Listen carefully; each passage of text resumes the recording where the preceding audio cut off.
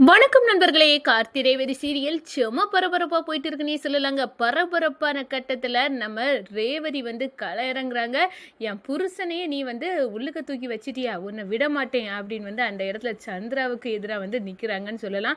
அதோட பார்த்தோம்னா நம்ம சந்திரா ஒன்றும் தெரியாததுக்குனாங்க நிக்கிறாங்க. அவங்கள ஒரு அடி அடிச்சு ஏன் என் புருஷன் மீது பொய் பழி போட்டீங்க அப்படின்னு சொல்ல நேரம், ரேவதி உனக்கு என்ன ஆச்சு, அவன் தான் பித்தலாட்டம், இவ நம்மளுக்காகவே அவ வாழ்க்கையை விட்டு தியாகம் பண்ணி நம்மளுக்காகவே வாழ்ந்திருக்கா சந்திரா அப்படின்னு சொல்கிறாங்க. அம்மா நீங்கள் வேணா அவங்க தங்கச்சிக்கு கோவில் கட்டி வச்சுக்கிடுங்க, ஆனால் எனக்கு தெரியும் இவங்க பித்தலாட்டம் எப்படியெல்லாம் ரூட்டை மாற்றுவாங்கன்னு. என் புருஷன் இவங்களை கத்தியால் குத்தலை, உண்மையிலே இவங்கள குத்திக்கிட்டு அவர் மேலே பழிய போட்டிருக்காங்க. உங்களை விட மாட்டேன் சித்தி அப்படின்னு அந்த இடத்துல கொந்தளிக்கிறாங்க ரேவதி.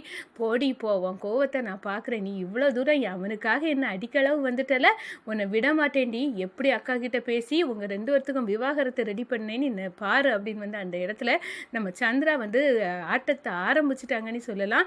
நம்ம ரேவதியையும் ராஜாவையும் பிரிக்கிறதுக்காக விவாகரத்து இவங்களுக்கு வேணும் அப்படின்னு நம்ம சாமுண்டேஸ்வரிட்ட சொல்கிறாங்க. அக்கா இப்போ ரேவதி அவனுக்காக நம்மளையே எதிர்க்க ஆரம்பிச்சிட்டா, இது சரிபடாதுக்கா, எப்படியாவது இவங்க ரெண்டு பேர்த்து ஒரு உறவையும் முறிக்கணும், அதுக்கு ஒரே வழி விவாகரத்து பத்திரம் தான் அப்படின்னு அந்த இடத்துல சொல்கிறாங்க.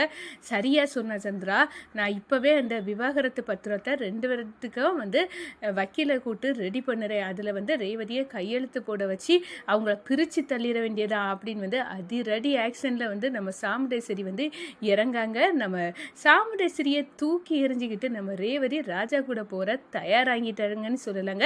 அதை பற்றி தான் இந்த வீடியோக்குள்ளே பார்க்க போகிறோம். அதுக்கு முன்னாடி சேனலுக்கு லைக் அண்ட் சப்ஸ்கிரைப் பண்ணுங்கள் ஃப்ரெண்ட்ஸ், பக்கத்தில் இருக்க பெல் ஐக்கானையும் கிளிக் பண்ணுங்கள். அப்போ தான் நான் போடுற ஒவ்வொரு வீடியோவும் நோட்டிஃபிகேஷனாக உங்களுக்கு கிடைக்கும். வாங்க ஃப்ரெண்ட்ஸ் வீடியோக்குள்ளே போகலாம். ஃபஸ்ட்டு எடுத்த உடனே பார்த்தோன்னா ஒரு செம அதிரடியான பரபரப்பு கட்டோன்னு சொல்லலாங்க.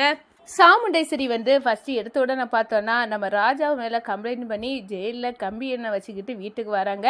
நம்ம ரேவதி உடனே ஓடி போகிறாங்க சாமுண்டேஸ்வரி கிட்ட. அம்மா நீங்கள் பண்ணினது கொஞ்சம் கூட சரியில்லைம்மா, நான் என்ன செய்தேன் அப்படின்னு சாமுண்டேஸ்வரி கேட்க, அம்மா எதுக்காக என் புருஷன் மேலே கம்ப்ளைண்ட் கொடுத்தீங்க, ஒன்றும் தெரியாதது மாதிரி நீங்கள் ஷோ காட்டண்டா, அவர் என்ன தப்பு செஞ்சாருன்னு நீங்கள் கம்ப்ளைண்ட் கொடுத்தீங்க அப்படின்னு கேட்க நேரம், அவர் சந்திராவை கத்தியால் குத்துனாரு. எவ்வளோ தைரியம் இருந்துன்னா அந்த டிரைவர் பையன் என் தங்கச்சியை கத்தியால் குத்தி கொலை பண்ண ட்ரை பண்ணியிருப்பான், அதான் நான் போலீஸில் கம்ப்ளைண்ட் பண்ணேன் அப்படின்னு சொல்ல நேரம் நம்ம ரேவதி கேட்குறாங்க, அம்மா வாயை மூடுங்கம்மா, அவரை குத்துனதை நீங்கள் பார்த்தீங்களா? நான் பார்க்கல தான், ஆனால் சந்திரா அவளை குத்துனதா சொன்னான்.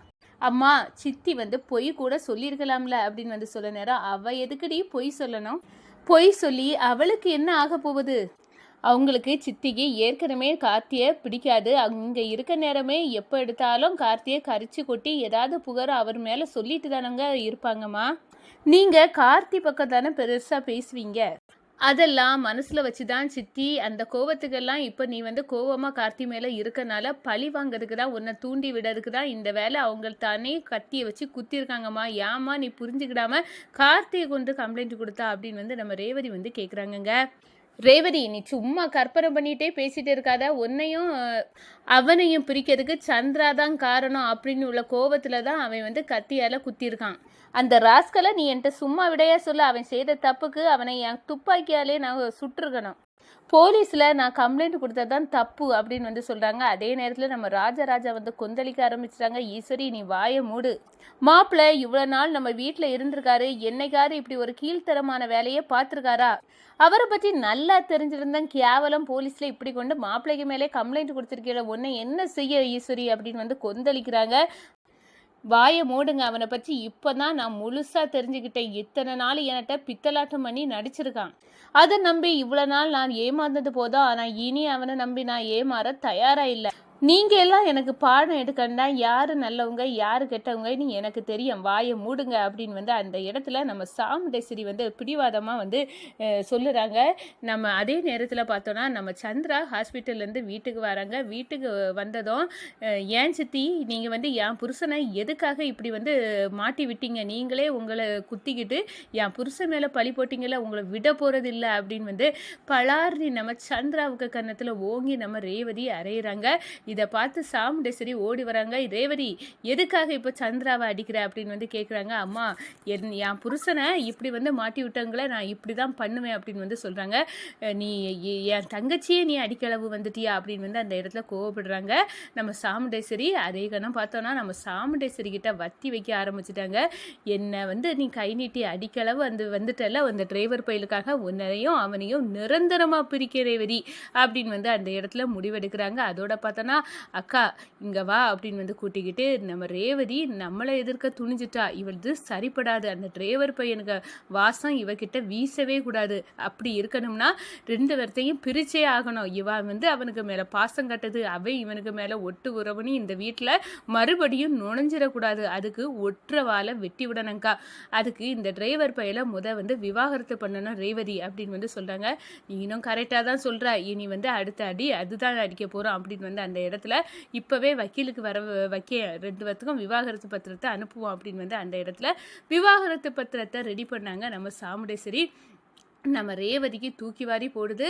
அம்மா விவாகரத்தை என்னட்ட கேட்குறாங்களா? யாரை கேட்டு இந்த முடிவெடுத்துறாங்க? நான் வந்து என் புருஷன் கூட சந்தோஷமாக வாழ தான் போகிறேன், அதுக்காக என்னை பிரிக்க அளவுக்கு போயிட்டாங்களா? இது சரிப்படாது அப்படின்னு வந்து நம்ம ரேவதி வந்து நிற்கிறாங்க. அந்த நேரத்தில் துப்பாக்கி கண்ணை வச்சு மிரட்டுறாங்க. இந்த பாரு ரேவதி, நீ நான் சொல்கிறேன், அம்மா சொல்லே, நீ வந்து கையெழுத்து போடுடி, நீ போடாட்டுனா நான் உன்னை விட போகிறதில்ல அப்படின்னு வந்து அந்த இடத்துல வந்து நம்ம சாமுண்டேஸ்வரி மிரட்டுறாங்க. இந்த சைடு பார்த்தோன்னா நம்ம நவீன் வந்து ஜாமீனுக்கு ரெடி பண்ணுறாங்க. அதே நேரம் காளியம்மா சந்தர்ப்பத்துக்காக காத்துட்டு இருந்தவங்க வசமாக அந்த அதிகாரிகிட்ட வந்து சொல்கிறாங்க. ஏற்கனவே அந்த அதிகாரி எப்பண்டா நம்ம ராஜாவை பழிவாங்க சந்தர்ப்பம் கிடைச்சி அப்படின்னு வந்து பார்த்துட்டு இருக்காங்க. என்கவுண்டரில் ராஜாவை போட்டு தள்ளிடுங்க அப்படின்னு வந்து அந்த இடத்துல காளியம்மா சொல்கிறாங்க. எவ்வளோ வந்து நீங்கள் வந்து என்கவுண்டர் போட்டலாம் எவ்வளோ பெரிய பிரச்சனை வந்தாலும் நான் அதை சமாளிச்சுக்கிடுவேன். உங்களை எப்படி வந்து அதுலேருந்து காப்பாற்றணும்னு எனக்கு தெரியும். அந்த டிரைவர் பையன் உயிரோடையே இருக்கக்கூடாது. இதுதான் சந்தர்ப்பம். நீங்கள் வந்து என்கவுண்டரில் போடுங்க அப்படின்னு வந்து அந்த இடத்துல அந்த அதிகாரிக்கு வந்து ஐடியா கொடுக்குறாங்க நம்ம காளியம்மா. நாங்கள் பார்த்துக்கிட்ட மேடம், நீங்கள் சொல்லிட்டீங்களா, நான் இவனை போட்டு தள்ளிடுறேன் அப்படின்னு வந்து முடிவெடுக்கிறாங்க. ஆனால் நம்ம நவீன் வந்து வக்கீலை பிடிச்சிக்கிட்டு வராங்க.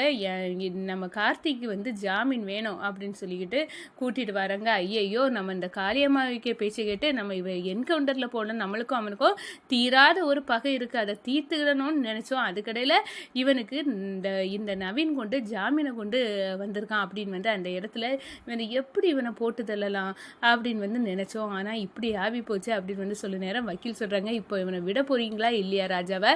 அவர் எந்த தப்பும் செய்யலைன்னு நாங்கள் கோர்ட்டில் பார்த்துக்கிடலாம், நீங்கள் இப்போ விடுங்க, அவருக்கு ஜாமீன் என்ன இருக்குது அப்படின்னு வந்து நீட்டுறாங்க.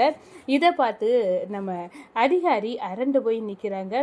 தப்பிச்சுட்டானே இந்த டிரைவர் பையன், இவனை போட்டு தள்ளிடலாம் அப்படின்னு இன்னைக்கு முடிவெடுத்தேன். ஆனால் அதுக்குள்ளேயே அதை முறியடிச்சிட்டான். இவனை விட போகிறதில்ல, இவனுக்கும் தீர்க்கக்கூடிய பழைய கணக்கு இருக்குது. அதை சந்தர்ப்பத்துக்காக காவல் இருக்கணும், கொத்தி இவனை எடுத்துடணும் அப்படின்னு வந்து அந்த இடத்துல வந்து நம்ம ராஜாவை பழிவாங்க இந்த அதிகாரியை வந்து துடிக்கிறாங்கங்க.